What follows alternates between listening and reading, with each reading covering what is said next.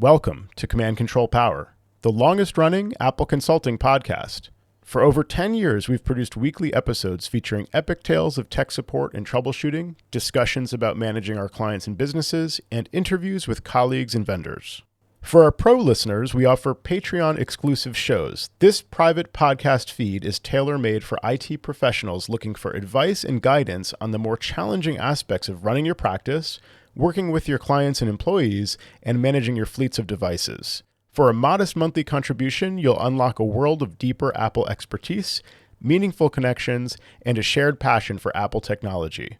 Simply visit commandcontrolpower.com and click support. And now on to the show. For our general audience, we're featuring a classic episode from our catalog of nearly 500 episodes. We hope you enjoy it. This show was originally broadcast on June 14, 2014. Welcome to Command Control Power. We feature a special guest this week, an interview with Brian Best from BestMacs and Mac-MSP, makers of Gruntwork. Welcome, Brian. Hi, guys. Thanks for having me. Well, Hello. It's great to have you here. I mean, we've been talking about managed services for a long time, and we're happy to join us. And a little through no fault of your own, you're a little bit late to the party, but by all means, welcome. No, it's cool. There's a little late to the party, yes, but I've been doing managed services now for about 4 years, so I don't know that I'm that late. Just kind of. Real to our party. It's myself. Yeah, to your party, definitely. It's been great. I've been listening and really enjoying hearing Alan and Luis and Kevin and all the other speakers you guys have had talk about this topic. It's been really good stuff. I've picked up a few tidbits for myself. It's been fantastic. Well, it definitely drew a lot of interest from the audience and from us, to be honest with you. So the fact that we're able to connect with you about that topic is, I think managed services is still just a big discussion point that a lot of different ACNs want to hear more about. Absolutely. Yeah. I think we've all been making little tweaks to our business models, taking these ideas into consideration. And I know, Sam, you've even signed a managed services client in the last month or two, right? Yeah, it's been interesting, and I want to hear more from you, Brian, about that stuff. But yeah, on my end, it's been interesting just changing my billing procedure for that client and kind of separating them out from the rest of my normal contractual clients. So that I'll discuss one day in the near future. Yeah. Kind of some of the challenges of that. Yeah, that'd be interesting. Personally, I wouldn't have made anywhere near as much progress, kind of going down this path if it weren't for the series we've been doing. It's kind of just a kick in the pants to get into this stuff. So, so sort of on that topic, I guess, Brian, before we get into that, what's your background in the Mac? What got you into the Mac in the first place? Oh, man, guys, I've been on the Mac 7th grade, System 6, black and white 9-inch monitors. I don't really say that necessarily to brag, but I'm not one of these. I'm a Mac hipster. I was Mac before it was cool. So I lived through the 90s and the dark ages of the Power Mac 4400 and cried a little bit when iMac came out because he knew something cool was coming around with Steve coming back and all that. So I've been doing the Mac for quite some time, professionally, probably since about 96, 97 is when I first got my first gig supporting the Mac on a professional level, and then started BestMacs in November of 99. So was this just a side gig that you picked up and then built it into a business a couple of years later? Yeah, it coincided with a move. I grew up in the Northeast in upstate New York, and then I moved down to Kansas City. My wife's from here. And so when I moved down to KC, I said, you know what? I've always wanted to run my own show. I really love supporting the Mac, so I'm going to take a shot at it. And I landed actually just west of Kansas City in Lawrence, Kansas. So if you're, a basketball fan, the Jayhawks, they're right in our backyard. And got down here, just kind of put on a suit and tie, walked around, started shaking hands with people who I thought would use Macs, ad agencies, graphic design houses, that sort of thing. And just got lucky, really. I mean, there was a pent-up demand for Mac support down in this area. And I came in and started getting business, and it just kind of grew from there. It's been a great ride. Wow, naturally progressed. So was it a lot of word of mouth after you started getting your first couple? Yeah, absolutely. I mean, it was all pretty much word of mouth at first. I did the phone book ad for a little while.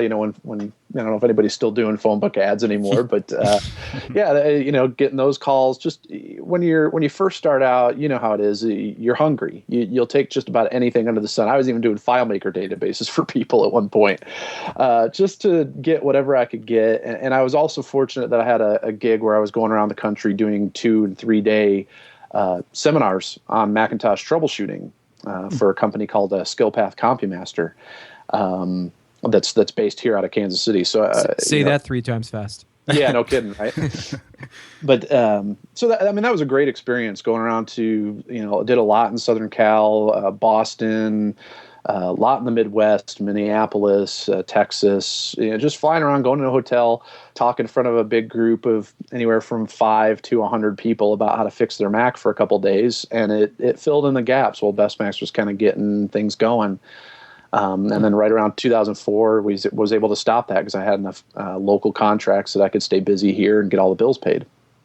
Oh, that's neat. That was a nice opportunity. And when you were supporting these Macs back in the day, I mean, it must have been a much different landscape than it is right now. Could you speak to that a little bit? Absolutely. The big thing, even back then, I was really wanting to do remote support. Out here in Kansas City, it's really spread out. I mean, you go from it's not uncommon for me to drive an hour to get to a client, and that hour isn't necessarily caught in traffic. It is just geographically, I'm going 70 mile an hour, and it's going to take me an hour to get there. And there's the client base is very well spread out. I mean, if you pull up a map, we're going from the state capital in Topeka to Lawrence to the entire Kansas City metro over in Missouri. So it's a very wide geographic area. And so even back then, I was really wanting to do remote support as often as I could do it. But, internet wasn't always there. We still had clients on dial-up. Even in the age of the cable modem first coming onto the scene, we still had dial-up clients. The software wasn't always there. We were using there was an offshoot of Timbuktu we were using for a little while. I can't even remember what it was called now. But, the Timbuktu guys are here here in Lawrence. So that was a good product to get on board with. I still have some friends over in that group. But I had no idea they were from there. Sorry to interrupt. Yep. No worries.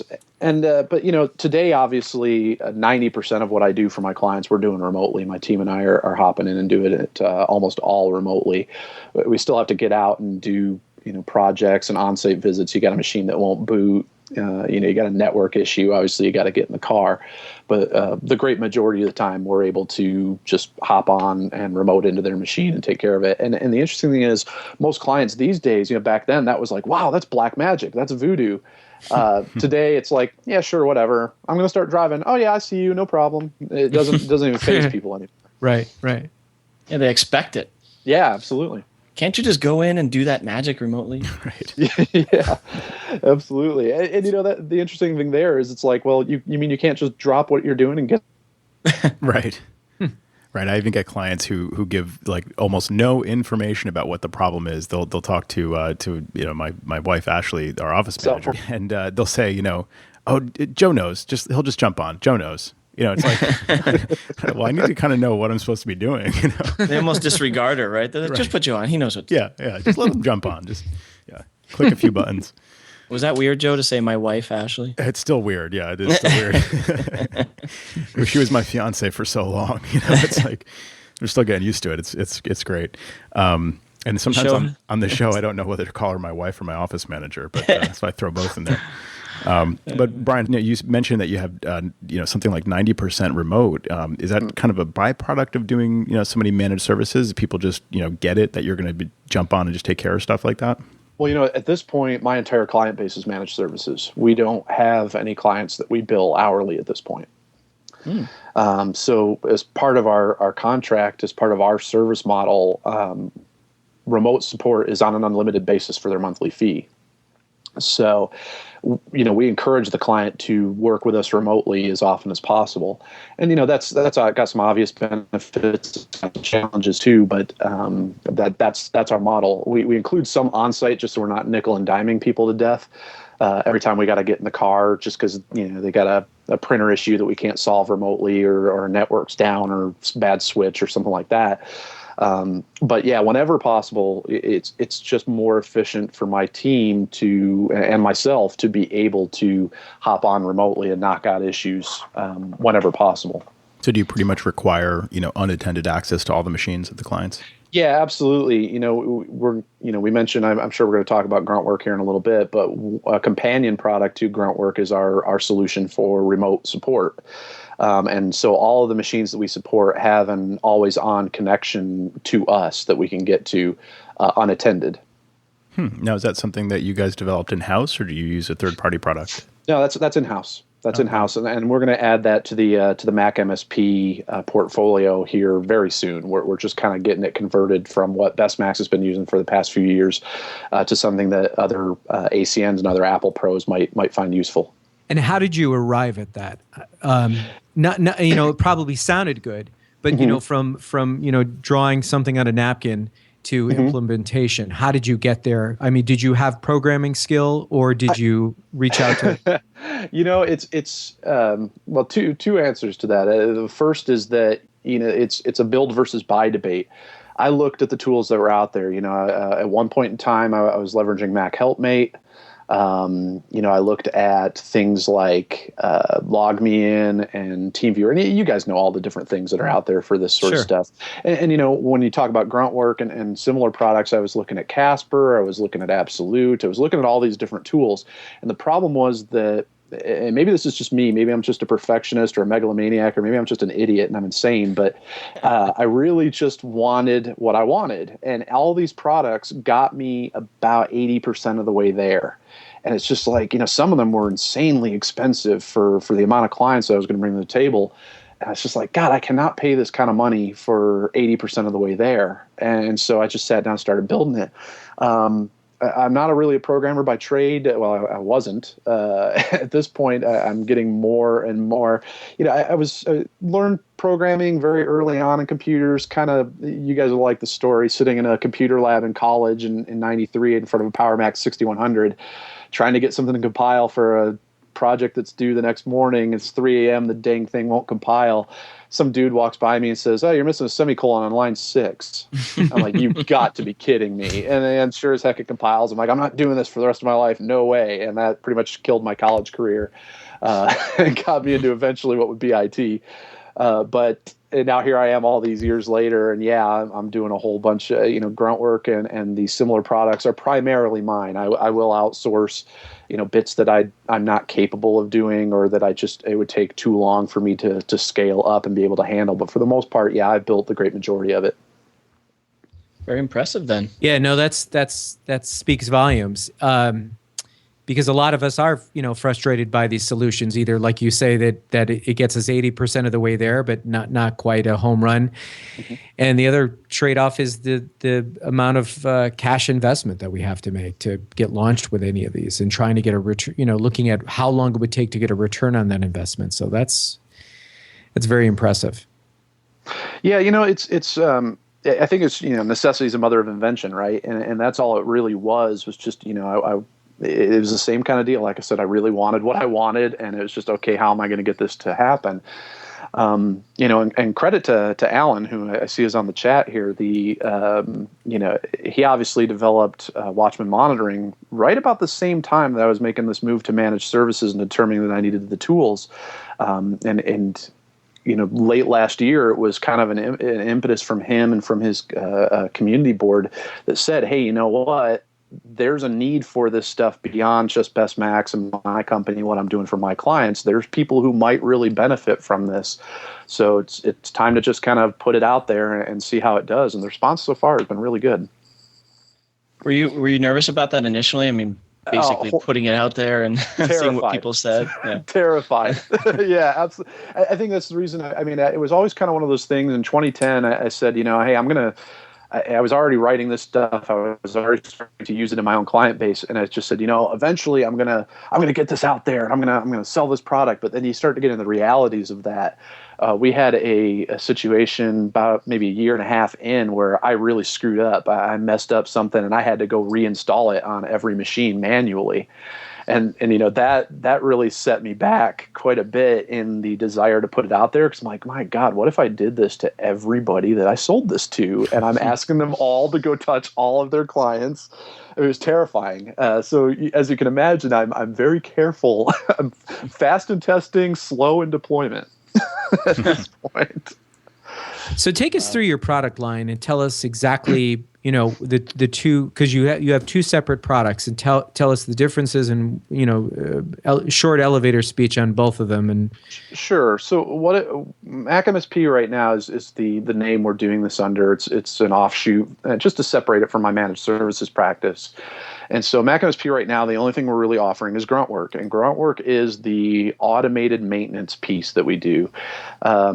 And the idea behind it was that you guys know there's all these tasks that you really want to do at every client, and sometimes you do them before you start troubleshooting a thing.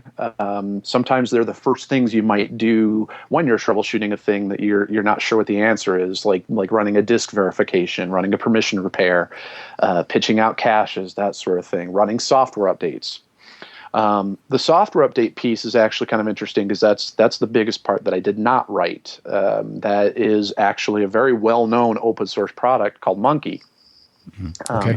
And Monkey, obviously, by Disney, by Greg at Disney, who, I'll talk about him like I know him, because I love the guy, but I do not know him personally. I've never met him.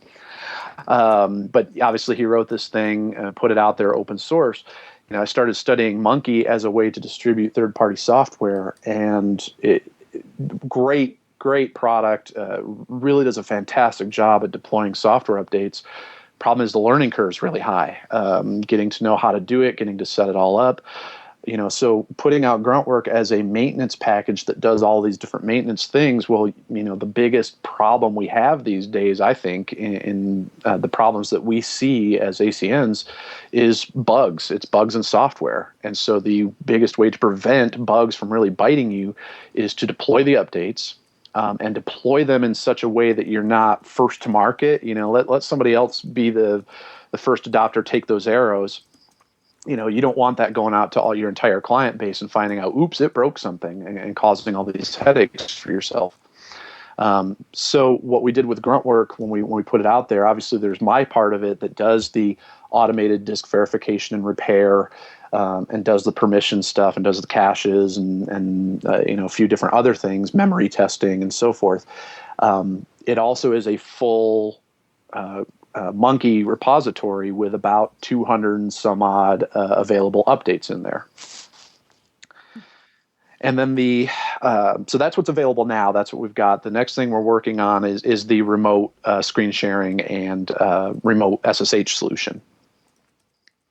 And well, that's very cool. I mean, that would be something that I think we would all welcome, is another remote screen sharing app that actually speaks to the consultant, and not just the person looking to do a webinar. Yeah. With regards to the remote SSH you mentioned, is that doing anything on the networking end to allow it to punch through a firewall, or do you use VPN first and then SSH to a machine? It doesn't. Firewalls usually aren't an issue, because most firewalls are blocking the outside world from coming in. There's not a lot that are blocking things going out. And what happens with Blue Sky, that's what we're calling our SSH solution. The client machine initiates the SSH tunnel to our server, and then we go back in through that. Cool. So we don't have to punch a hole through the firewall. We do have BestMacs. We have a handful of clients that are larger organizations. Your Mac Island inside of that big ocean of Windows PCs, and so we've had very good luck getting it to work through proxy servers. So this is what you call like a reverse proxy, is that right? Yeah, it's a reverse tunnel through SSH. Yeah, so the machine establishes this SSH tunnel to our server and opens up ports on the server to come back to SSH on the workstation and VNC on the workstation. So you go into System Press, you turn on VNC, you turn screen sharing or remote desktop, and then you turn on remote shell or remote login, and you get in through those. And so the machine, there's some protections. We do some things with PKI to make sure that, we're talking to the right server. And then, my team, to connect to those machines, we connect to that same server in the middle. And then we tell it, hey, I want to go talk to this machine on this ID. And it sends us down the right tunnel. And then we have to authenticate to the authentication on the local workstation that we're connecting to. Right, because you're just using the built-in services that you've turned on. Right. Cool. And what servers are these that you're utilizing for this? I mean, are they hosted elsewhere? Well, right now, Blue Sky has only been in use for BestMacs for my company, and so we've got it on a mini server that we've got co-loaded somewhere.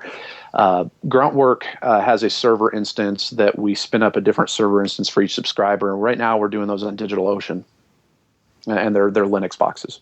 Gotcha. Well, that's pretty powerful stuff for the remote tools, and creating that reverse tunnel definitely helps to not have to navigate through each client's VPN or like we talked about on the firewall end. So that's very impressive. Yeah, it's made life a lot easier for us. The big impetus for Blue Sky was the remote shell. I'm a kind of a fan of getting into the terminal and executing terminal commands, especially when I know there's a simple little command I can use to set a pref that won't make it so that I have to bug my client and say, hey, Mr. Client, I got to get onto your computer for 10 minutes. Can I just bump off whatever you're doing just to execute a little command on the terminal? But, when you look at like a LogMeIn or you look at a Team Viewer or something like that, well, they're all trying to seize the console. My hope and what eventually came about with Blue Sky was that I could just hop onto the shell and they don't even necessarily need to know I'm there. I'll just hop in as long as I got credentials, which of course all my clients are managed services, so I've got those credentials. Me or one of my team, we just hop in, bang out what we need, send them a little ticket in Zendesk, say, hey, you're all set. Let us know if there's a problem. Yeah, that's a great feature to be able to do that without popping open, a terminal window in front of the user, and they're like, "Oh my God, there's weird code on my screen. What's going on?" Yeah, and as long as in that same vein, when you're connecting over the Apple VNC service in Lion and Higher, you log in as yourself as your user account. It says, "Hey, do you want to share the screen with Joe Blow, or do you want to open your own session?" And so, if we don't want to disturb our user, but we still need a GUI, we just open our own session. That's a good idea too. Yeah. Well, I love the power of the command line, especially remotely. You hit the nail on the head, and I'm always preaching this too when I'm talking to people, other consultants and stuff. It's just the power of what you can do under the hood without the end user even knowing that anything happened. And then the fact that you send a Zendesk ticket, it's like, hey, by the way, you had an issue, but we took care of it for you already. They're like, whoa. Yeah, absolutely. So that's pretty rocking. And go ahead. Sorry. No, you're all right. Go ahead. How long has this been in production? And you have two different phases, right? You were using it on your own, and then you released it to the public. So, what are the different timelines for each of those? So, let's see. We did the conversion to managed services in 2010, and that's when I started building the tools because I knew I was going to need these tools before going to that route. And I was doing the whole which tool should I use things since somewhere in 2009. And finally in 2010, we kind of finished up that first build of the tools I wanted to use. In their current form, we've had them in production probably for at least a couple of years now. I'm sorry, I don't know the exact date, but it's all right. At least a couple of years. So, and that I think that's part of my impetus for releasing them in such a way that other vendors could, other folks like you guys could use them, was that I've used them myself. I wouldn't feel right. Like, for example, with Blue Sky, we've been using it the way we've been using it for BestMacs now for a couple of years. Just like with Gruntwork, there's some elements to it that are just unique to my business that you guys probably wouldn't want, or that I'd really want to have more polish before you guys use them. And so I'm doing what amounts to an upgrade from like a 3.0 to a 4.0, and the 4.0 version is what Mac-MSP is going to offer. And that's exactly what we did with Gruntwork. We did the same thing. Gruntwork was actually the version the BestMacs used was completely reliant on that SSH tunnel. We used it for everything. Well, obviously, I'm putting Gruntwork out there, the maintenance piece. Well, it can't have that because there may be some folks out there who can't use the SSH tunnel, wouldn't want to use it, that sort of thing. So it had to stand on its own. Before I put Gruntwork out for people to use, and we just did that back in March. We opened it up. We pulled a small Google group, an MSP Google group about it, and try to see what kind of response we would get from it. But before I put it out there, I converted all of BestMacs clients, all of our workstations we support, to that version, because it's I don't want to put it out there if I'm not eating my own dog food. And so Blue Sky, I'm close. Probably another couple weeks, I'll have that ready to go for everybody. I'm going to switch BestMacs over to it probably later this week or early next. So, Brian, on the topic of turning on the built-in services like screen sharing or remote login, and exposing those services on a client machine, with regards to laptops, what's your policy there? Do you create like either your own, admin user or a hidden admin user? Do you enforce a password policy? I'm always concerned about leaving services like that turned on laptops because they may go to a hotel room and now they're advertising these services over Bonjour, on the network. That's actually a great question. And, you're absolutely right. I mean, we do install our own admin account. We push it out with Monkey, as part of the Gruntwork solution that we're putting out. We use the create user package binary. Gosh, I forgot who wrote it, but great product there for having something, a little installer package that will create your user account. And whenever I have a change in employees, we rotate that. And for us, it's just another version. So we're on version 1.6 of our admin account at this point that Monkey's pushing out for us.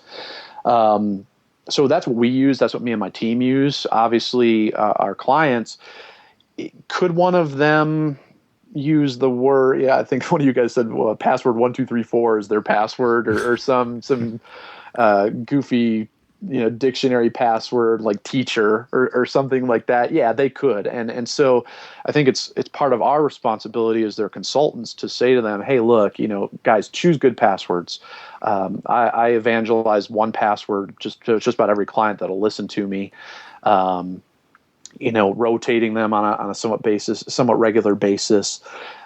You get buy-in. Some clients will buy in and they'll be like, oh yeah, absolutely, we should totally do that. Some clients won't listen at all. And I can tell them, hey, here's the risk, especially like you said, a laptop user in a hotel. It's like, hey, look, let's try shelling into that box. It is a concern. It really is. And that's something that probably needs to be weighed as part of the solution. For me, I told you, I'm your consultant. You can listen to me and it's good advice, or you could ignore it. And I hope they don't. Fortunately, most of my clients at this point have been with me long enough that I've really managed to establish that trusted advisor role. And so I don't have a whole lot of them that just completely ignore everything I tell them.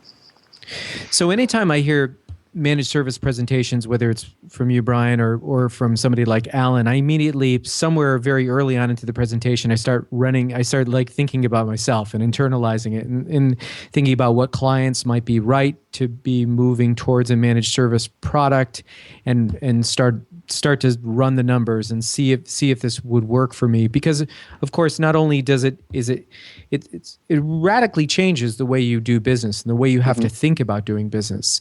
So rather than you kind of like justifying the need for it, what led you demographically in your greater Kansas City area? What led you to this managed service profile and thinking about that before you even developed the product, where you were just looking at the over-the-counter stuff and saying, oh, this is the way I have to go? How did you arrive there? It's interesting. For me, it actually was a really personal story. In 2008, I was in about the third year of a relationship with an Apple-authorized reseller and service provider. And I was representing that group in our area, and it had some successes, it had some failures, but it was a kind of an 80-20 thing. It was a lot of work for a really small percentage of the revenue we were getting from our on-site business, on-site consulting and repair business. So about 2008, a couple things converged. One was I was getting to my wit's end with that service provider model, that reseller service provider model. And then the second thing was my son was born, my first son, and he was born about 9 weeks early. And so at a 31-weeker, when you have a child that early, they're going to spend time in the hospital.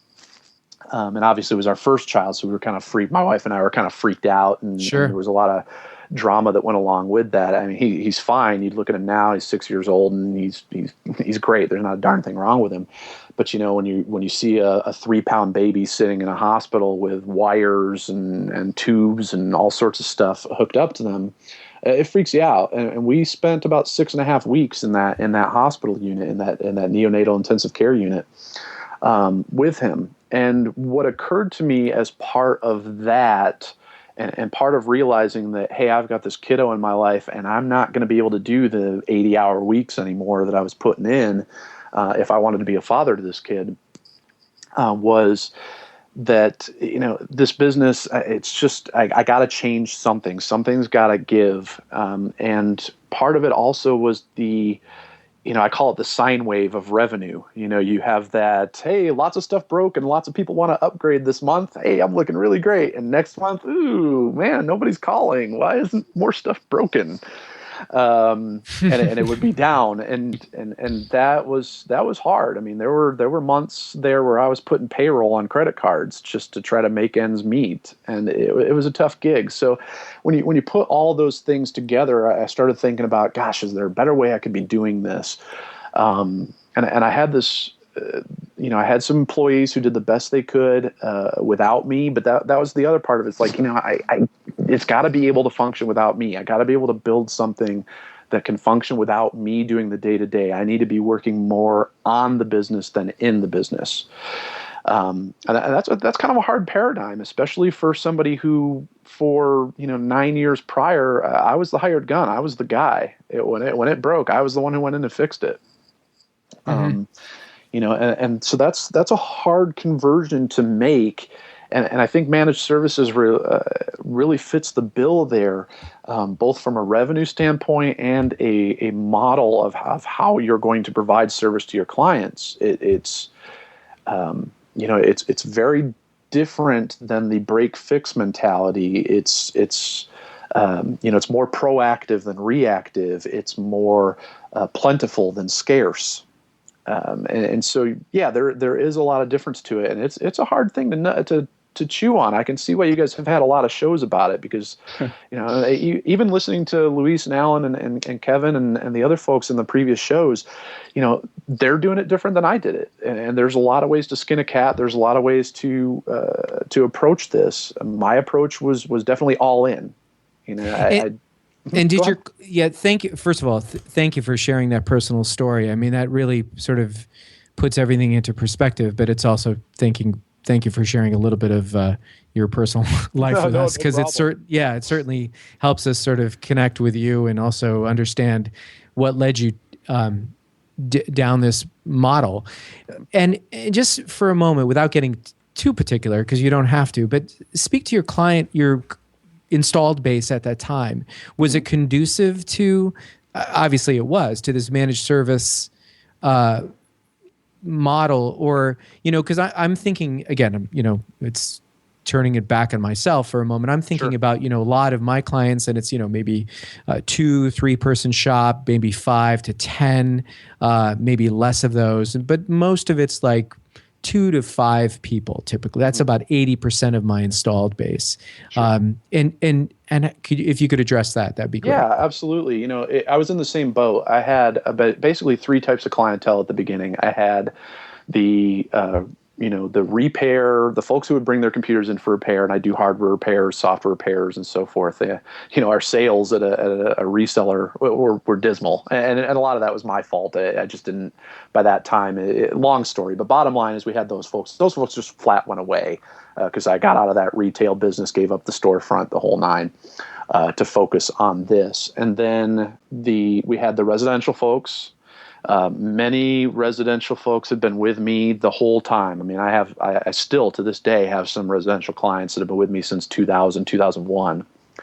And then I had the small and medium business folks. And in that group, I also lump in the MacWork group that sits inside the Windows ocean, and the Windows IT department kind of ignores them. So they're kind of like that small business a lot of times. And so when I was approaching the client base, I kind of went through those same machinations that you're talking about. It's like, oh my gosh, what am I going to do? Some of these guys, like a lot of these residential folks, they're not going to care. I mean, they're not going to care about, quick response time to a machine going down. They're not going to care about running maintenance on the thing all the time. They're just not going to care about this. So what do I do? Well, the piece of advice I got that really helped was don't try to hit a home run. My first goal was, I had a twofold goal at the very beginning, and it was, one, I want everybody on managed services by the end of the year, and anybody who's not, I'm going to say goodbye to them. And actually, that's not true. It was not the end of the year, but 1 year. I gave myself about a year to get this done.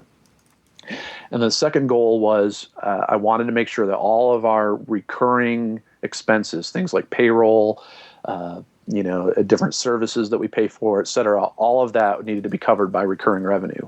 That way, the planning becomes that much easier. And that was my second goal for it.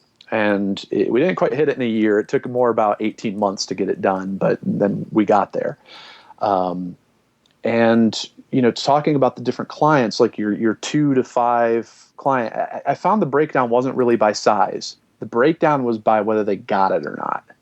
Mm-hmm. Some clients got it and were like, oh yeah, this is great, let's do it. Some clients, I had to, sell them on the concept, help them understand it.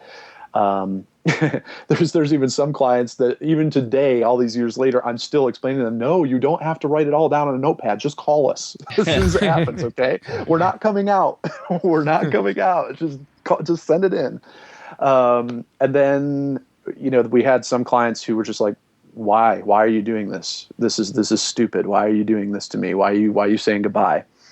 It's that latter client that I didn't want to have a lot of, but I did have a lot of. And if I had to break it down, I'd probably say it was probably pretty close to 40%. I'd have to pull up the spreadsheet, but it was pretty big number of clients. But the good news on that is that they were all small clients. If you break down your client base into 3 tiers, you've got your tier ones that are your perfect clients, the ones you'd work with every day and you love working with them. They buy what you're selling. They see the value in what you're doing. They do what you ask them to do. Every single one of my tier ones signed on almost immediately. I mean, they were on board and they loved it. And most of those were businesses that got it. Then there's that middle group that, they could go either way. Sometimes they listen, sometimes they don't. They're kind of the anomaly. You hope that they grow into tier ones. And then you got the tier threes. And the tier threes are pretty much a remnant to the times when you're hungry. When you're first starting out, you'll take anything that comes your way because you need the revenue. You want to get the bills paid. And a lot of those for me were residential. And it sounds disrespectful when I talk about it like this way, but I liked every single one of them. I shouldn't say that. I liked most of them. So it was hard. And fortunately for me, I had a good friend in the area here who does primarily residential break fix, and he has no intentions of changing that. And he makes a good living by doing that. So it wasn't a deal where I was just like, hey, sayonara, suckers, you got nothing. I was able to hand them off to him and say, hey, here's a good friend of mine. He's going to take good care of you. So I wasn't leaving them high and dry. And that alleviated my guilt about it. But at the same time, allowed me to move forward. And so those clients that got it, like I said, it spanned the size. I've still got some residentials that are on managed services. And I had some businesses in that tier 2 category who were just like, nope, not paying for this. Don't see the value. And then they went away. But again, 40% of them going away really only represented a much smaller chunk of revenue, somewhere maybe 10 to 20% of revenues averaged over a year under the break fix model. That's good to hear. I mean, initially that 40%, I was like, whoa, you lost that much, but it was 40% of your clients, but only 10% of revenue. So it makes more sense now. But yeah, I think it wasn't a big hit. Yeah, I hear you. That'd be scary. Oh my gosh, what? Yeah. And I think that's been the ongoing fear that any of us have had about moving to that different model. And that's what we've heard consistently from you and Luis and Alan. And it's just, we move people over, and if they didn't get it, they didn't get it. And don't be afraid to say goodbye. And I think that's one little piece that we've probably all had that fear about. And that's the tough part to let go of, because some of these might be clients that you actually like you said. And it's a tough thing to say, okay, well, I'm sorry, we can't be working together anymore. And they were a perfectly good paying client. Mm-hmm. So you going 100% takes a lot of, a lot to do it. And I haven't quite taken that leap personally. I mean, I've started to talk to some of my clients about moving that way, and I'm getting there. But dropping that fear is something you have to do. And if I can tell you, I wouldn't recommend that for everybody, because you're right. I mean, that's a hard leap. It was a really difficult thing to do. And yeah, I mean, I'd tell you, the first managed services contract I sold didn't happen until about 2 months after the announcement. I announced it to all the clients, sent out a big email blast. Here's what we're doing. I'll talk to you. I'll call you, talk to you about it, and answer any questions you have, and see if this is going to be right for you. 2 months, and I'm pounding the pavement. I'm going talking to clients, and some of them are like, "Oh yeah, okay, great." Da da da da. But it took a while, even on the tier ones, to get buy-in. I mean, they jumped on it relatively quickly, but in that first 2 months, towards the end of that, I'm like, "Oh my God, have I screwed up? I mean, have I made a huge mistake here? This is insane."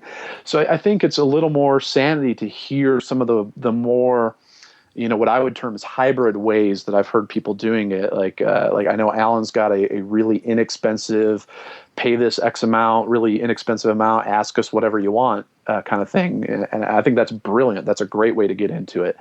For me, it was kind of a deal where I felt like I had to go all in on this from a workflow standpoint, because if I had a little bit of both, I was really concerned that with my employees, that I was going to be asking them to do, as many remote tickets that they could solve in Zendesk a day as they possibly could. But then, oh, wait, now you got to get in the car and you got to drive 2 hours to go to this client because they're not on managed services and they want something fixed.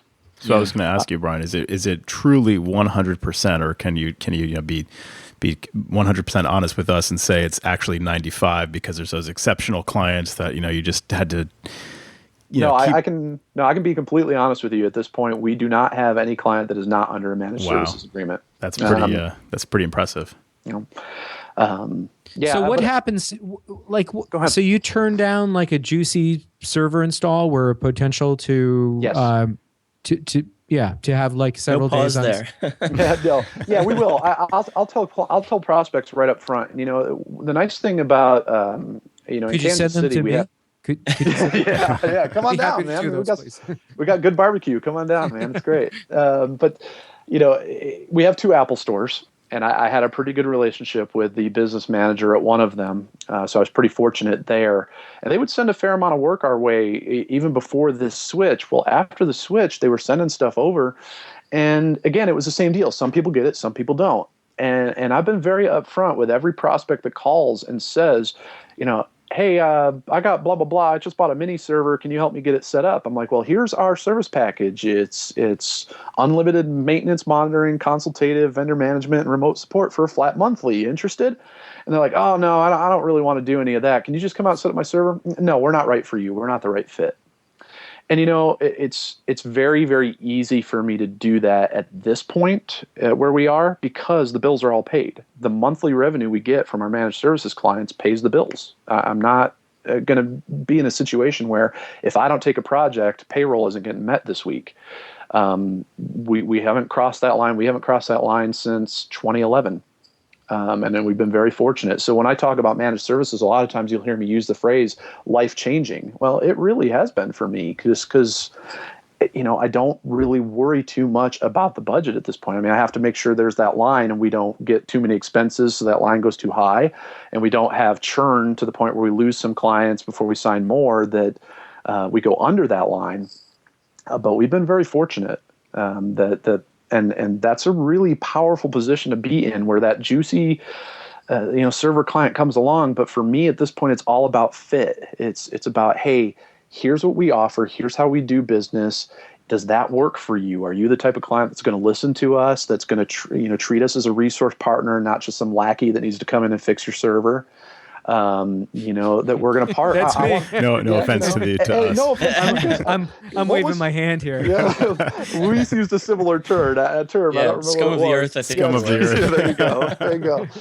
So, there's other folks in KC. There's not a lot of us, but there's other folks in KC that do that. And a lot of times I'll send them to them and say, no, I'm not the guy you want. You want to call this guy, or you want to call that guy, and just, try to fit it with the other providers and what their specialties are.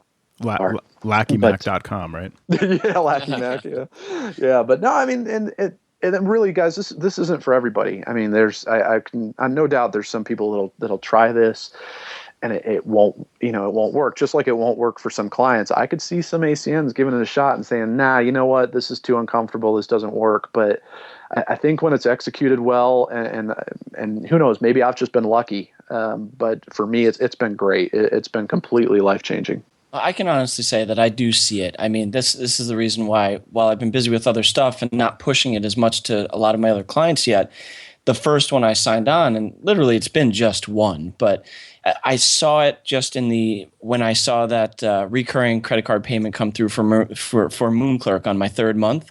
I said, "Oh, this is awesome!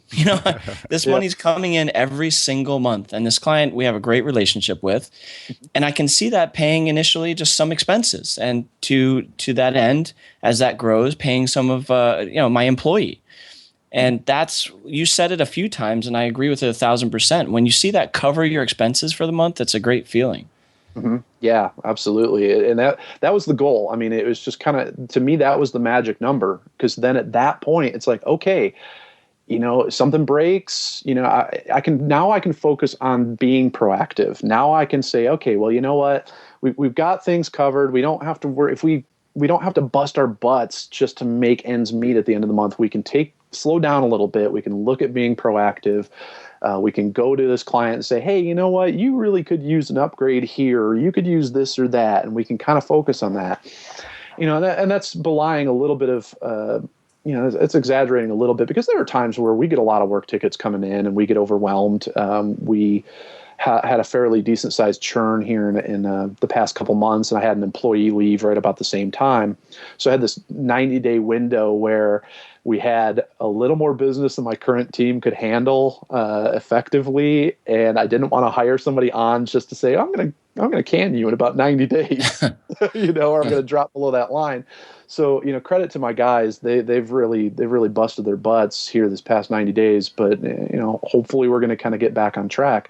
So, I make it sound real rosy. It's still work. I mean, there's still things you got to solve. There's still bugs, and server app still drives me absolutely bonkers. Join the club. Yeah, absolutely. So, I mean, it's you're still delivering value. You're still doing the things that you do as an ACN.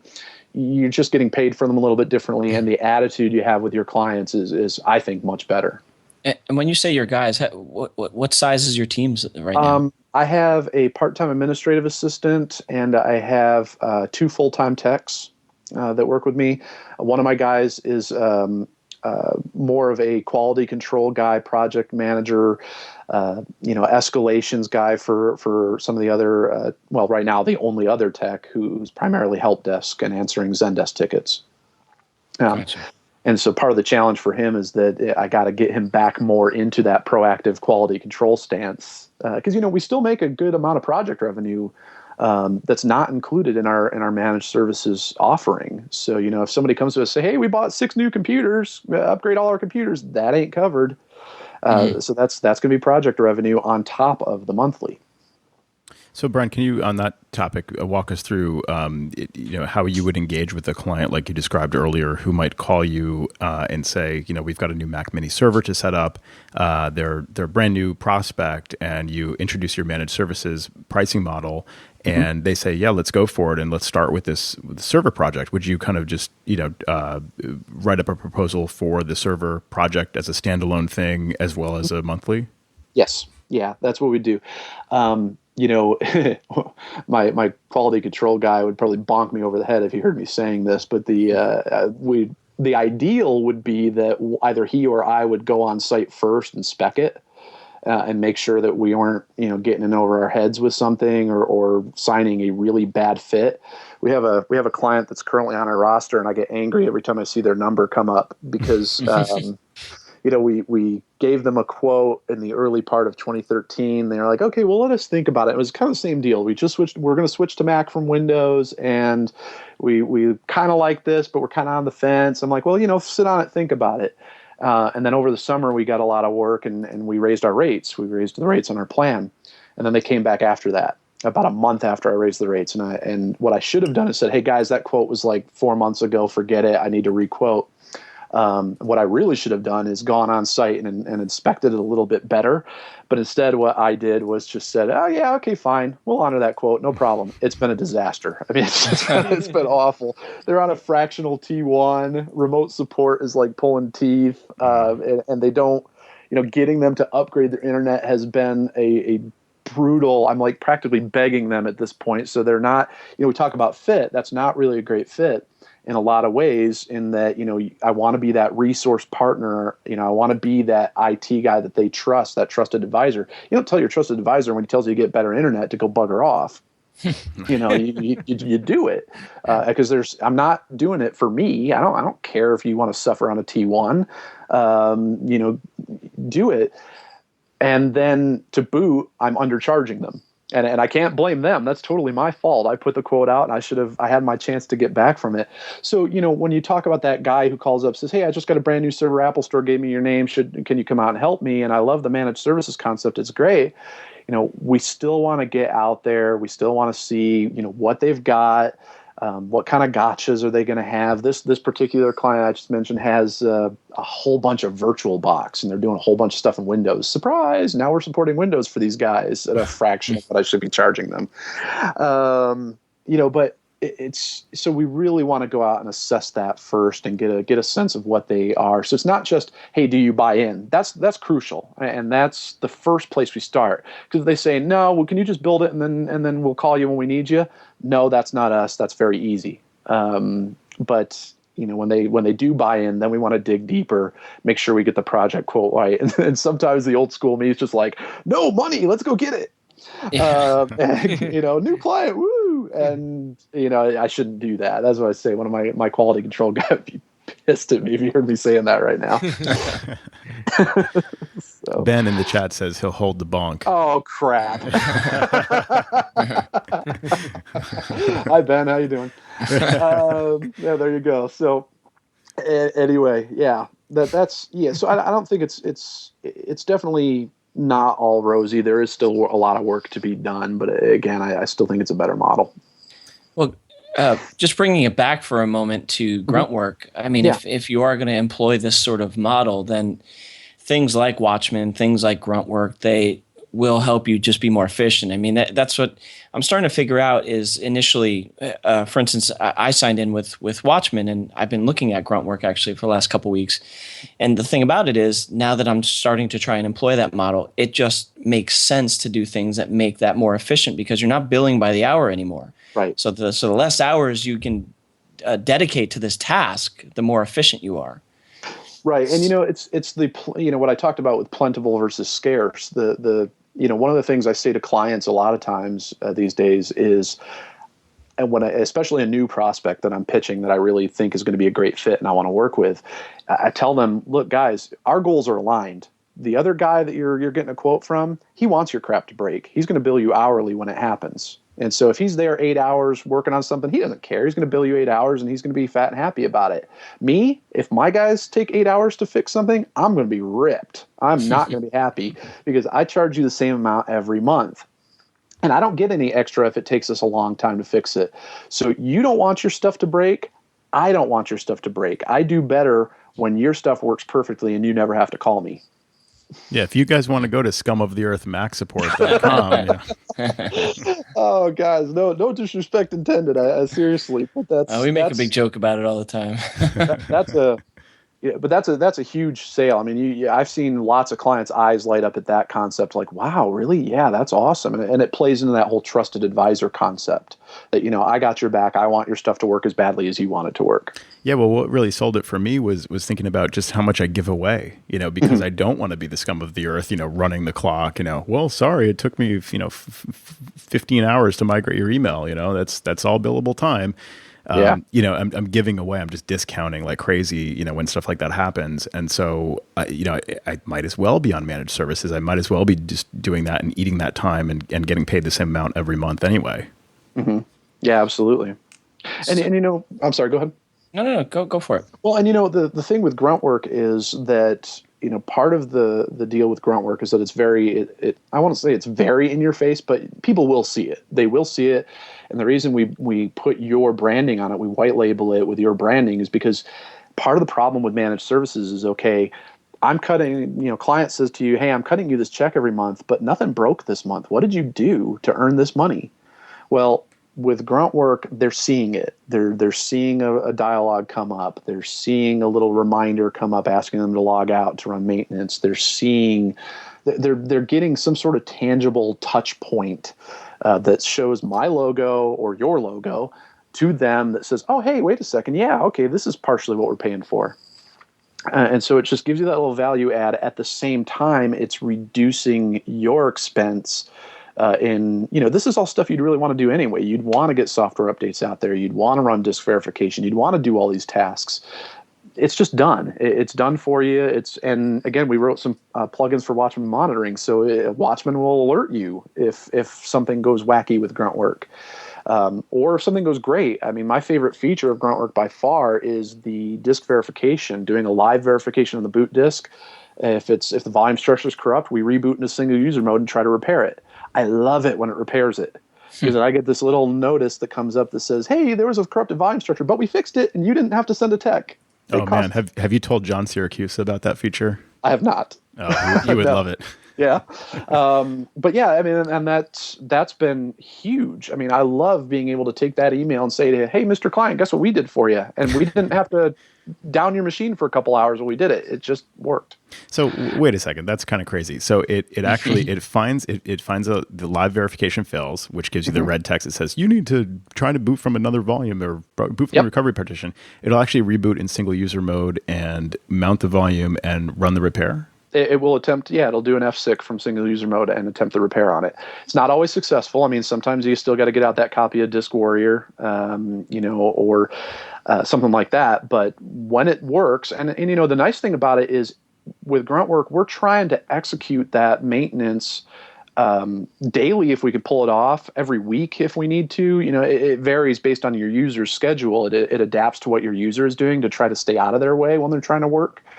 But if you are catching this directory structure corruption while it's small, the odds are that FSIC and the built-in tool is going to fix it. It's when it sits there and persists and festers is when it's like, okay, now I got a blinky question mark when I try to start up and I need Disk Warrior to try to salvage it. We're catching it while it's small. And wow. Additionally, when you're going to troubleshoot something, if it's not a known issue and you're actually having to sit there and try to figure out and troubleshoot it, well, there's one you can scratch off. Oh, Gruntwork just did disk verification in this thing and it passed yesterday. So it speeds up the live troubleshooting that you do have to do. Wow. That's pretty impressive that it can actually reboot and, execute those commands. Mm-hmm. That's pretty cool. Don't you think if Apple plans to keep HFS Plus around for any longer, they should just buy Alsoft and build Disk Warrior into the recovery partition? No. I don't think they should do that at all. Talking to the wrong guy about that. Yeah, right. That's pretty. That's pretty impressive. I haven't heard about that feature before. I mean, everybody knows about things like Applejack, where you can kind of run some stuff on the command line manually, but being able to have that run automatically on reboot, after detecting a problem, that's pretty impressive. Well, Applejack was really an inspiration. I used Applejack a lot in my break fix days, and I loved it. Loved that program.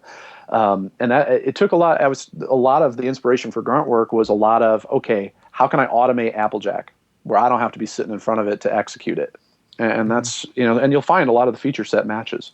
And that's been gone for a long time, I think, right? It broke with 10.8, didn't it? Yeah, one of my subscribers, Gruntwork subscribers, had Applejack installed throughout his client base, and it actually screwed us up because it uses the same mechanism in single user mode that ours does. So Gruntwork kept thinking, "Oh crap, my root profile's still there. I got to do single user mode and fix this disk." But it was just Applejack, so that was a fun experience and making it compatible with Applejack, so they didn't fight with each other. Interesting. So I have to ask, Brian. We've covered, like we always do, a lot about sort of migrating a existing break fix practice or hourly billing practice to managed services, and how to smooth over that transition and things like that. Do you have any advice for the consultants among us who are already doing managed services and they have maybe higher level needs about any wisdom you can offer, since you've been doing this for such a long time compared with a lot of Mac consultants? Oh wow. That's a great question, man. Maybe That's just deep. a shout out to Alan and Luis. Yeah. Yeah. Shout out to those guys. No, I would say you don't necessarily have to get stuck in any way of doing things. You got to go with what works. And I know I don't know if there's anything specific. There's lots of specific little things I could tell you. But it's a very different mindset. And for me, again, I said it earlier, but that's why I really felt like I had to go all in. I didn't feel like I could straddle both worlds and make it work. And you're right. There's a fair amount of sacrifice for doing that. I think the rewards outweigh the sacrifice. But that might be, something that if you're just getting started. What worked for me, though, is I already had some employees. I already had a fairly decent-sized client base. For the guy who's a solo guy and he's just starting out, and that's going to be a harder sell. I mean, it's going to be a much harder sell you might not even have the client base to convert. But I would say try to make it your first service offering. Try to get buy-in from the clients. Think about the benefit to them. The benefit to you. The benefit to you, of course, is the monthly recurring revenue and the fact that you're going to work with clients that get you and like you. But the benefit to them are the things, like I said, with when it breaks, I don't want it to break either. I'm on your side. And, there are benefits to your clients, and that's what you're going to need to sell them on. So, and I know I'm not covering new ground here. I think I remember Luis said kind of the same thing in one of your previous podcasts, that you got to sell them on the benefits of it. You got to help them understand why it makes sense for them to embrace this model from the service provider as well. Some people just aren't going to get it. I mean, So at the risk of going long here at the hour mark, how do you sort of develop pricing around that? If you've got an existing business and you start to explore managed services, how do you develop the pricing that's fair to the clients to get them to obviously you want to cover your expenses, you want to make some money, and you want to charge a fair price and make it comparable or competitive with the managed services offering. I'm sorry, with a break fix offering. Well, this is why I said earlier, one of the first things I kind of figured out was you don't necessarily have to try to hit a home run. At this point, I do. I'm really kind of unabashed about it because we've got probably more work than my current team can handle. Realistically, I'm not going to. If I sign any larger new clients, I'm going to have to hire again, and that's not a bad thing, but. So it's a macro problem versus a micro problem. That's a first world problem, right? In the very beginning, though, it's kind of like I got to get buy-in from people on this. How do I do it? My answer, there's lots of ways to do it.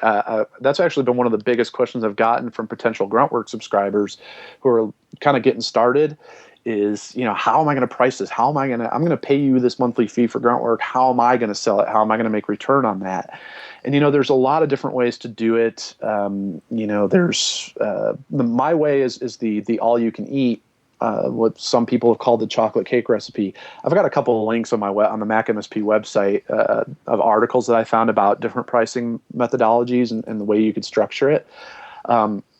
For me at the beginning, the answer was that I started with the per workstation, per server model. I'm going to get X amount per server. I'm going to get X amount per workstation per month. And I started with that. Went to a client of mine that was already paying me in the monthly fee for prepaid hours, essentially. They were paying about $1,500 a month in prepaid hours. And I go to them, and based on their machine count, I hit them with about $2,700 a month. They looked at me like I had bugs crawling out of my ears. They're like, Brian, this sounds great, but we can't do another $1,200 a month with you. No way. So I kind of went back to the drawing board and tempered that a little bit by looking at how much they had spent on us in the previous year or two and averaged that out per month and used that to kind of temper the amount a little bit. So meet me in the middle. All right, so I want to charge you X amount per machine per month. And then here's what you did spend on me. Well, you're getting more value for what I'm about to offer you. So it should go up on what you had been spending, but maybe not to this astronomical level. Right. So it sounds like it's a little bit of a case-by-case evaluation. For us, it was at the beginning, yeah. And in some of my residentials, just again, it was kind of I don't want to say goodbye to you. I like you. You like me. We've done great together over the years. So for them, I've got a really tiny package, a $50 a month package that gives them essentially Gruntwork and Watchman monitoring and the Blue Sky tool that we use, but they only get about 6 remotes a year. It's not unlimited. I see. To try to curb our costs on it. Yeah, personally, I found sorry to step on you there. I think that was Sam. All right, I'm used to it. Yeah, you're right. You're right here in town, so it happens all the time. So I made up that, Steve. I made up this spreadsheet, and in numbers of all programs here, and just laying out like, okay, first column is the client, next column is how many consulting dollars did I make, per last year or the last 12 months or on average or whatever. And converting that to hours, and then I added columns for like number of users, number of machines, number of servers, and so on. And I figured out like so what would the price be if I charged them X amount per machine and per server? Yeah. And how does that compare to like what I made last year, on this client over the same time period? And it was just all over the place. I did a comparison in the last column showing like, the difference in cost if I were to convert them to managed services with this, like sort of consistent pricing model for every client. And some were like, $5,000 higher, some were $5,000 lower, some were, a few $100s off, some were $1,000. They were just all over the place, up, over and under. Yeah. And so I realized that some people would be like, wow, this is great. Like I'm spending a lot less money. I'm getting the same service or better. Some people would be charged quite a bit more. And so I couldn't really reconcile that because I didn't want to just, you sort of like pitch that at the risk of signing up all the people who stand to benefit hugely and not signing any of the clients that are, going to pay a little bit more. I think you always want to try to maximize revenue, and that was kind of my feeling when I went into it. Is I've got a goal that I want to hit here. I've got a limited number of existing clients that I've got to hit it with, and same kind of deal. The ones that are going to be under, fine. Just don't go under. Just match. It's a really easy sell to go in there and say, hey, I'm not going to charge you any more, but you're going to get better service. And in fact, you could even go in and say, hey, this is better than what you've been getting, so I'd like to raise you up by X amount. The closer you can get for the ones that are going to be way expensive, that one client I just told you about, I actually used that as a model as I went to the rest of them and said, hey, I priced this out by what, quote unquote, I'm doing air quotes, the industry said I should get for this type of service. And they said I should be getting astronomical crazy number. And then I tempered it. I said, well, you know what? That's Southern California. That's a bunch of LA guys. Here in Kansas City, that should be about 40% less based on cost of living, but it's still astronomical number 2. But you guys spent with me X amount per month on average over the last couple of years. I can't quite match this because it's a better service offering that I'm offering you. It's better for these reasons. It's proactive. It's da-da-da-da-da-da. So how about this? I feel like I'm being pitched to a pasta maker or something. And I give them some number in the middle. But it worked because all of a sudden they're seeing, holy crap, he's offering me this thing that he should be charging me based on his industry. He should be charging me this, but he's offering it to me for this. And yeah, it's a little more, but it's better. And that closed a lot. That helped a lot. I don't really do that anymore because that is pretty intensive meeting wise because you've got to pitch that. You got to pitch it to your point of contact, then you got to pitch it to their boss, the actual decision maker sometimes. And you got to kind of flesh out there's another number that I added to that was how much of work are you doing yourself that you don't have to do anymore when you have us do this now? Right. And how much is that going to save you in payroll and efficiency and opportunity cost? Fleshing out those numbers is kind of hard, and it really adds. If you had a dedicated salesperson, I think you could probably pull that off. I couldn't do that. So a lot of times I just eschewed that last number, but giving them that kind of value proposition was really good. These days, again, I'm lucky to be in a comfortable place where I don't necessarily have to do that. I can just say it's $62 per machine per month. It's $270 per month per server. It's X amount per network, X amount per iOS device, and so on. And that's the deal. Take it or leave it. Yeah, it sounds like it gets a lot easier once you've got, some clients on there, and then you just start pitching it to all your new prospects, and it's much easier than trying to convert existing clients to it. Yeah, it is. It's. I think it's much easier with new ones, and even with the new ones for a little while, the new people who come along, I still did that model for a little while because we didn't quite hit that nut yet. We really wanted to close and get more managed services clients, so I was still doing that. I would ask them, I'm like, hey, you didn't work with me. What did you pay your previous guy? What did you pay for outside support? And still managed to get that number out of them sometimes. Sometimes I didn't. Sometimes they're like, well, we never hired anybody. Okay. So let's just kind of go with the machine model and see how it goes. And sometimes it flies. Sometimes I negotiate down. And you can still be flexible. Nobody says you got to stick to your hard, fast rule. You don't necessarily have to hit a home run. If they're a good fit, I think more importantly, even than hitting the home run with the pricing, is, are they a good fit? Do they get it? Are they gonna start questioning every silly little thing you tell them? Are they gonna blame your automated software? I mean, that was a big scary for me, and I'm still helping. Some Gruntwork subscribers have talked to me. Hey, we just installed this. Is it possible that it caused a problem? Believe me, I have that thing log everything so that we can look at the logs and see exactly what it's been doing and if it could have possibly caused an issue or not. And so far it hasn't. Good stuff, Brian. I mean, all very good points that I think just from the MSP model that we've always been talking about and been more curious about more information on. And then on the Gruntwork side, I think we were all very excited to learn more about the product as a whole. That's right. Absolutely. Well, thank you guys. Yeah, absolutely. We've got some demo videos up. I've got, right now they're kind of hidden. They're not linked anywhere, but if you just go to MSP.com/demo, you'll be able to see kind of what the user experience is like, what it's like for Monkey when Monkey runs as called by Gruntwork, and how it is because how you add your own software to the Monkey repo and push out your own software packages through Monkey and Gruntwork. So you guys can check that out if you want to learn more, or feel free to email me or call me. I'll be happy to answer any questions I can answer for you. Awesome. Yeah, we'll put that stuff in the show notes as well, and listeners can go to commandcontrolpower.com and look for this show, and you'll find all those show notes as well as links.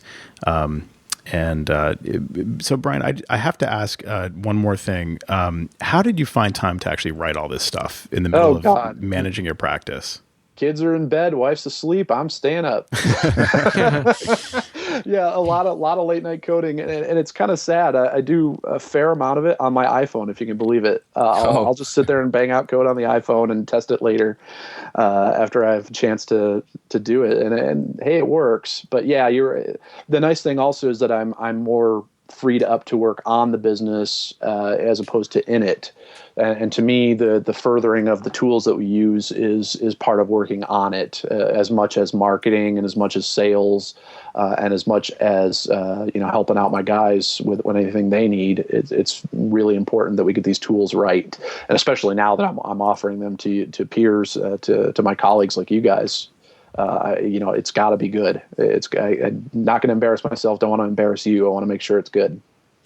and I can say that because I use it and I've been using it. That's great. It sounds like a great transition that you went through, and really successful. So congratulations on going through with that. And thanks for sharing your wisdom and knowledge over the years. No, thank you guys. Thank you for the opportunity to talk about it. It's been great. Thank you so much. I think it was a great show.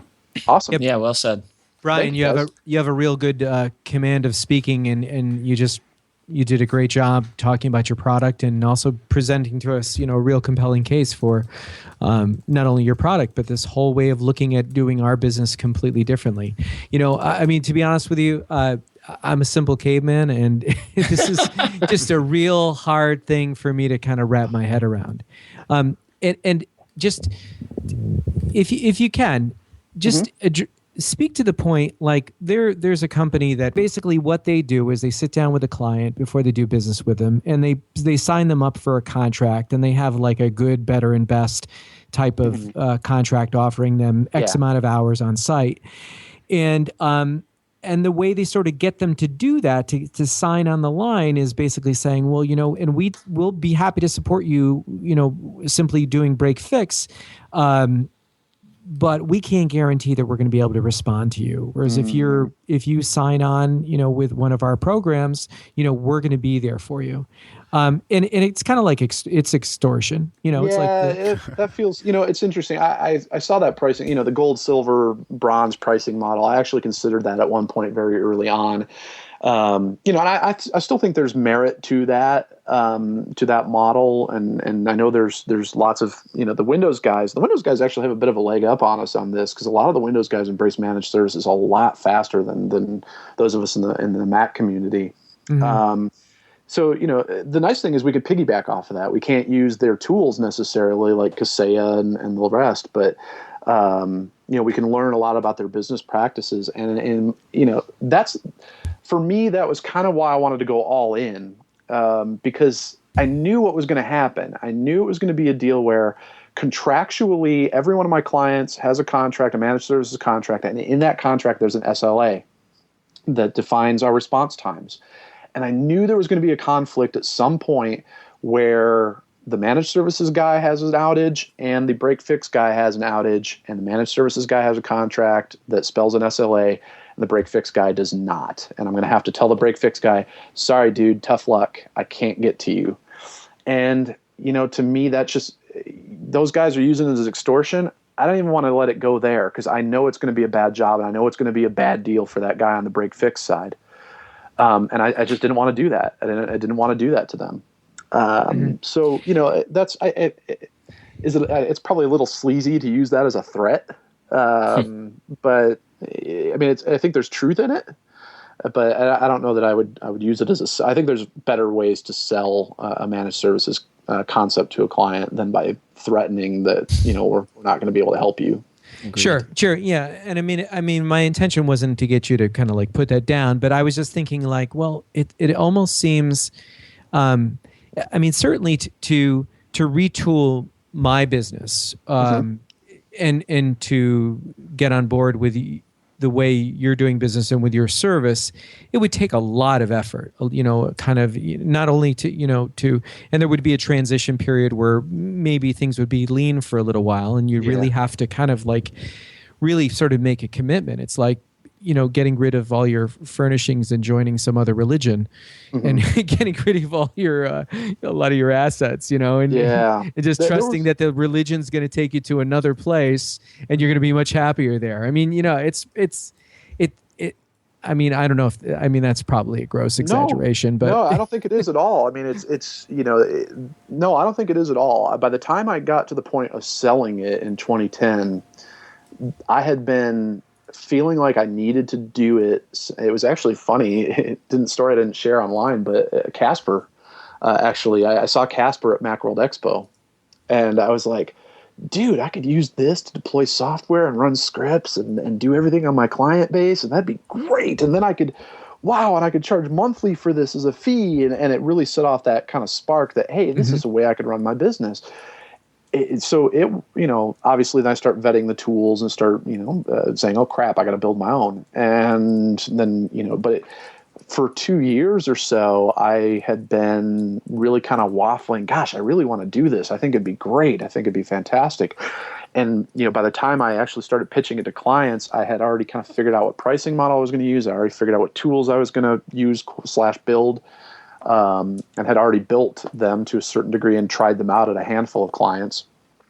But it wasn't just I'm going to wake up one morning and start doing this. But by the time I got to the point where I was ready to sell it and evangelize it and go talk to every single one of my clients about it, I was really all in at that point. It was just something, okay, I got to make this work. And like I said, that first 2 months was really scary, because it's like, oh crap, I just committed all this time building these tools and all this time thinking about it, and I presented this to a whole bunch of clients, and none of them are biting.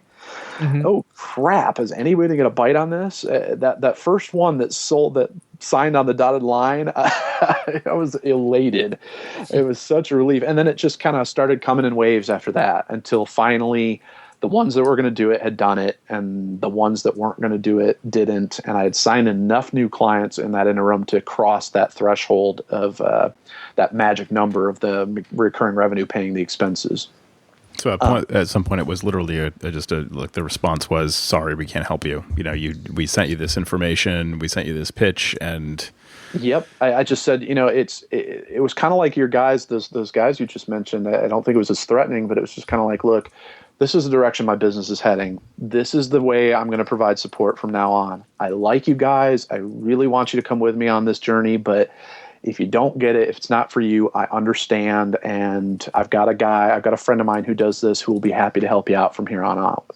And that was just it. And the spaceship is leaving, and we need you. We need you in sneakers and. Yeah, I mean, I don't want to sound all metaphysical about it or anything, but it was kind of like, you guys, this is the boat is leaving the pier. Get on. There were quite a few that didn't, and most of them were residential, and most of them were the folks I would see maybe once a year. To the tune of maybe $150 a year or something like that. So asking them to commit to $600 a year at $50 a month, even my smallest package that I would offer to those folks is kind of a, hey, this is the best I can do. Please get on board with me. For them, it still didn't work. And I get it, and that's fine. And even then, there were some businesses that I'd done a lot of business with and was really close on the pricing. And they were just like, I don't get it. Why are you doing this? I don't get it. One guy just told me, Brian, this is the stupidest thing I've ever heard. And I'm like, okay. Maintenance, there's two hurdles I think you guys will bump into. And that is that one, as Mac people, we have the whole Macs don't break thing that we've got to overcome. Why should I pay for maintenance and monitoring? Macs don't break. I don't even have to tell you how silly that is. But we've got to overcome it. Perception is reality, so we've got to overcome that. For BestMacs, I'm getting ready to launch a marketing piece called "It Doesn't Just Work." we make it just work. Nice. Nice. I got a great marketing guy. But so there's that, and then the second piece is that a lot of people just don't want to pay for maintenance. They won't go get their teeth cleaned so they can avoid the root canal. They'll just kind of whatever. And eventually they'll pay for it in the long run. Those are the folks who aren't going to get it. Those are the folks who are never going to be a managed services client. And then there's nothing you can do about that. Well, it's great to be in that position of power to say, if they don't get it, they can just go elsewhere, and you actually have somebody you can refer them to. Yeah, and it's a hard deal. I would imagine, having somebody to refer them to would probably be easier in the tri-state area. I imagine you guys got a lot of different folks out there, probably more than I do here in KC. But it's still hard. I mean, it's still hard to say goodbye to somebody you've been working with for years and who, you're their guy. I had one lady, boy, she got ripped. She's like, "Are you really dumping me? Are you dumping me?" Oh, wow. I'm like, "Beth, I can't, it doesn't, you're not going for this." She's like, "Well, I don't want to pay you a monthly fee." Well, that's what we're doing now. Right. It wasn't, I can look back on it now, 2.5, 3 years removed from the transition and say, hey, it's easy for me to eschew that type of business. I don't need that anymore. Back then, it was still hard, right up, but it was just one of those deals where I kept focusing on the nugget, that magic nugget of, I don't have to put payroll on a credit card. My bills are going to be paid every month. Those checks are going to come in every month. I don't even have to think about it. And I know my bills are getting paid. And then all that extra project revenue, all the stuff, the extra stuff that comes in, that's gravy. I mean, I can do what I got to do with that. I can pay for one of my guys to go get some training. I can take a week off for a change. Can you imagine? Joe can. Yeah, still fresh in my mind. Yeah, well, but after 1 in 10 years, I think we're all entitled to that. Yeah, well, I don't do it as often as I would like, but that's. We're not going to let you live it down, Joe. Right, I know, right? How do you handle upgrades, Brian? How do you existing client is signed on, they drank the Kool-Aid, they're paying you every month, and then they add 10 users, or that's probably a bad example. They add 1 or 2 users. I mean, what do you do? It's actually built in the agreement. The per machine cost is built in, and so we say, hey, if you add a user, we're going to increase it by this much. If it's, if you add a computer, you add a user. I really actually kind of like what Luis said the other day. I actually do it by computer, and I make exceptions for things like computer labs or machines that, don't belong to somebody. I usually charge them at like half a computer or something like that. But I like how he said that he's doing it per user. I actually just talked to a new prospect today who's on board. He's got 8 computers, 4 users. Everybody's got a desktop and a laptop.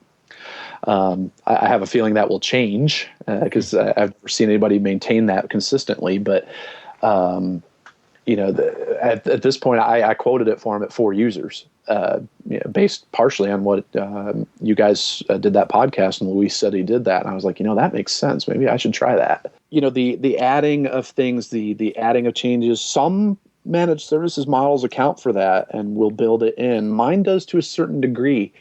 It used to be things like massive changes or additions we would bill as a project, and we still have that language in our agreement. That if they add, like, let's say they're all, we just had a client here recently, you love this, they were still on 10.4 on PowerPC machines. Wow. This was like 2 months ago. And I was begging them, I'm like, guys, please come on. But all they do is email and FileMaker, and it was working for them. And then finally, this was at the end of last year because it was a tax thing. They had to spend some money for taxes, and they went ahead and upgraded everything to brand new minis. Well, that was billable. I mean, we said, okay, here's what's going to take to get from where you are to get these minis in play with all the upgrades and such. And here's a flat fee. We'll charge you for it. And, and that's what we'll bill you for it. That was gravy. The one real monkey wrench that Apple has provided to me recently was Mavericks for free. Because one of the things under my model that's really difficult is change management. We want to make sure that, they aren't upending a whole bunch of stuff and breaking things. I don't charge them extra for stuff that's broken. I do have a clause in there that if they hire somebody else and that somebody else comes in and breaks crap and they expect me to fix it under the managed services fee, that's billable. To kind of cover myself. But if the user does it themselves. Yeah, exactly. And when Mavericks came out and Apple announced it for free, my jaw hit the floor. I'm like, I sent an email out within an hour of the announcement of the keynote, basically to all my clients saying, I beg you, please do not download this right now. Please give me a chance to make sure it's good. And actually just greenlit 10.9.3 about 2 or 3 weeks ago. And I fired a client over it. I had one client who said, hey, I want to go to Mavericks. I'm like, don't go to Mavericks. Go to Mountain Lion. Your stuff will work just fine on it. Mavericks has still got some real wonky issues, and you're going to have problems with it. Please don't do it. Just go to Mountain Lion. We'll give you a project quote to get it done.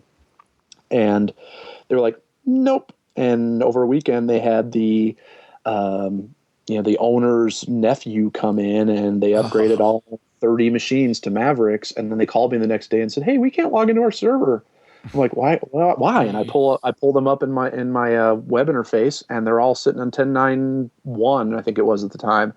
And I was like, oh, you've got to be, no effing way. and I just pissed me off. Oh, I was ripped, dude. I was seeing red. And I called my point of contact. I'm like, did you do it? Did you really upgrade everything to Mavericks? She's like, yeah, we did. It was the owner's decision, and we didn't want to pay your fee. And I'm just like, we're done, guys, because in my contract, everything that you do that causes issues that I did not do for you, every upgrade that you do that I did not do for you that causes issues is billable. Guys, your monthly fee is worthless. I will have to charge you for every stinking little thing that we have to deal with from you from here on out. I'm not doing it. And you obviously don't trust me enough to be your trusted IT guy, so good luck. I'm out. Wow. Good for you. Yeah, it's just that was a deal breaker. But now it's kind of like, well, I really can't. What I might kind of learn from that and talking with some other clients is, we actually figured out how to roll 10.9.3 with Monkey. And so once I figured that out, I said, you know what, we're going to roll Mavericks. We're not going to charge for it. Cool. I'm only going to ask that they give us the opportunity to do a site survey before we roll it. And when we roll it, we're going to go ahead and put it in their Monkey repo, and it's going to install. And we'll just kind of tell them how it does. And so far, it's worked out pretty well. Thanks, man. This is all cool stuff, and we definitely appreciate you coming on board for this. No, thank you guys for the invitation. That was great. I was really looking forward to this. So thank you so much. That's great.